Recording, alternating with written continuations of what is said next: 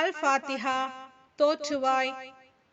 அளவற்ற அருளாளனும் நிகரற்ற அன்புடையோனும் ஆகிய அல்லாஹுவின் திருப்பெயரால் ஓதுகிறேன். எல்லா புகழும் அல்லாஹுவுக்கே. அவன்தான் அகிலத்தார் யாவரையும் படைத்து வளர்த்து தகுந்த பக்குவப்படுத்துபவன்.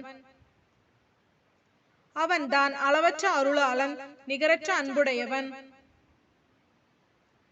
தீர்ப்பு நாளின் அதிபதியும் அவனே.